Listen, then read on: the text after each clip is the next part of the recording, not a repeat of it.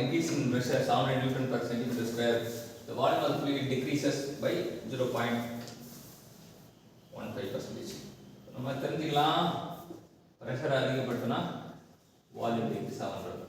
அவங்க என்ன கொடுத்துருக்காங்கன்னா பர்சன்டேஜ் சேஞ்ச் இன் வால்யூம் அப்படின்னா இதான் formula dV by V equal to 0.15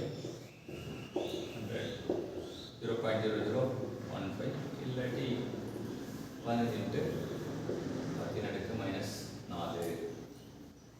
bulk models பொறுத்த வரைக்கும் ஃபார்முலா என்ன அப்படின்னு பார்த்தீங்கன்னா change in pressure by volumetric change in pressure. So minus வரும். மைனஸ் வந்து sense of the increase decreases சொல்லிட்டான்.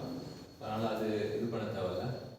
700 / 15 × 10⁻⁻4 10 மேலே கொண்டு போனால்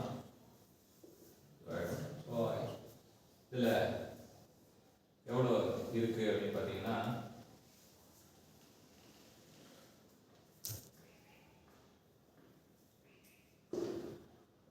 மேலே கொண்டு போனால்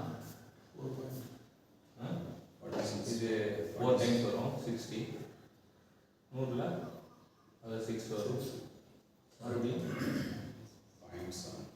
ஸோ நமக்கு ஃபஸ்ட் வந்து 15ல் 60 போயிடும், 100 90 போயிடும், மறுபடியும் 100 தான் வரும். ஸோ 100 4.666 அப்படின்றது இதனால 46.67 இன்ட்டு இதுலேருந்து இது கூட எடுத்துக்கலாம். 46.7 10⁻⁴ சென்டிமீட்டர் இதான் வந்து ஆன்சர். ஸோ இது மாதிரி சிம்பிளான ப்ராப்ளம் தான் கேட்பாங்க. இப்போ காம்படிட்டிவ் எக்ஸாமில் காம்ப்ளிகேட்டாக ப்ராப்ளம் தான் கேட்க மாட்டாங்க, சிம்பிளாக தான் கேட்பாங்க.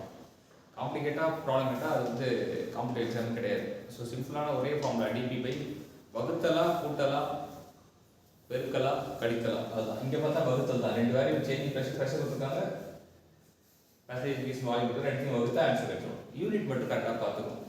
யூனிட் மட்டும் கரெக்டாக பார்த்துக்கிட்டா நமக்கு ஈஸியாக இருக்கும். So C is the